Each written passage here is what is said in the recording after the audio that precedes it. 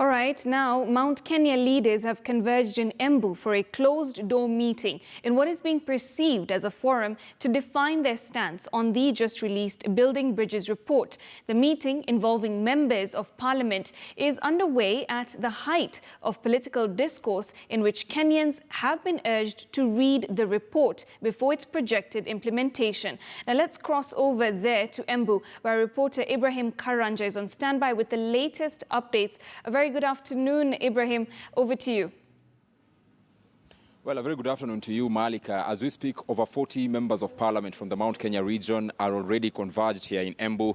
I'm told that they are still expecting more. It is a meeting, like you have mentioned, where Mount Kenya leaders, led, of course, by Cabinet Secretary Mwangi Kiunjuri, and members of parliament, a host of members of parliament, are attending in what is said to be a meeting that will perhaps give a direction to the region, not just on the recently released BBI report, but also on the next course of action, politically speaking, that the leaders are expected to direct the region on. And I have with me two members of parliament who are attending this particular meeting. I have the women representative Kirinyaga County, Wangoi Ngirishi, and I also have Kiharu, member of parliament, Ndindi Nyoro. Briefly, perhaps they will tell us what the meeting is about and what they intend to achieve after today's sitting. Thank you so much, Mheshimiwa, for speaking to us on KTN News.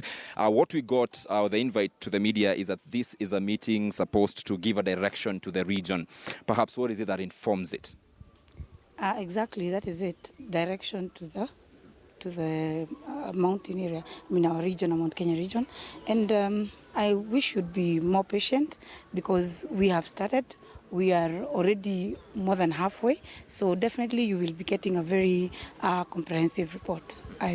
You trust us to give you a way forward for us here. Mheshimiwa, is the meeting informed by the recently released BBI report the President released to the public on Wednesday? No, we meet as members of Mount Kenya. We have met from long before, actually, since we came into Parliament. Maybe some time ago, a little bit we stopped, but now we are back and we are going to be meeting more often.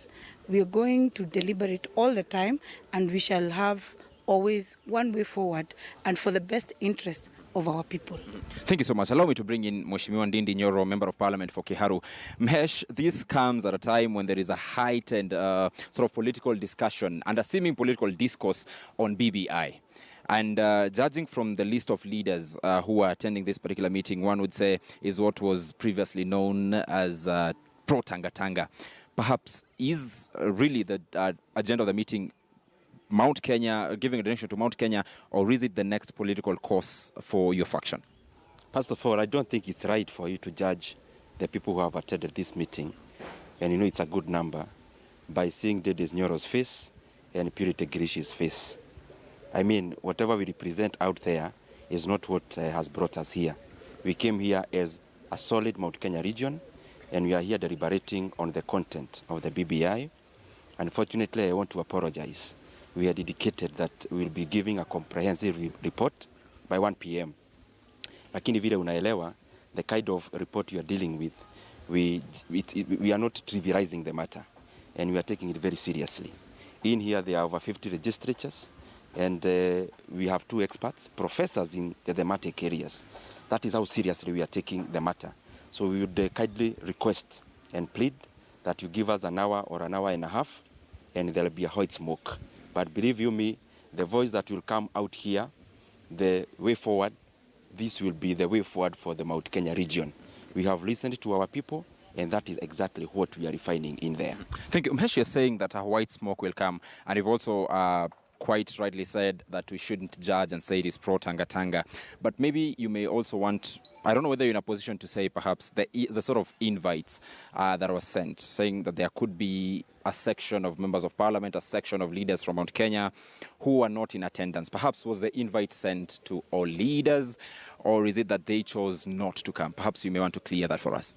In fact, most of the members who are not here, they have sent apologies. Most of them, actually around 10, are out of the country. They sent apologies. Actually 16 members are out of the country. They are with us in spirit. But what I want to assure you is that when we are handling such weighty matters, we keep off from our usual tags. So we are here, all of us. I'm sure you have seen the list or the faces out here. It is the entire composition of what you'd call Mulima region. So that is, Mulima will be speaking. So kindly wait for 1 or 2 hours. The mountain will come and speak loudly. The last question, very last question, and briefly. The president recently in Sagana said that he'll convene a meeting for Mount Kenya regions, for Mount Kenya region for the elected leaders. Perhaps can we say that this is a meeting where leaders are sort of preparing what they'll be presenting to the president? This is an initiative from members themselves. So let's not mix with any other meeting. We purposely came here because we promised our people that tutachabua hii kitu. You remember the press conference that we gave? That is exactly what we are doing. So it is independent of any other inclination or any other arrangement. This is self-driven and self-sponsored by individual members. Thank you. Thank you so much.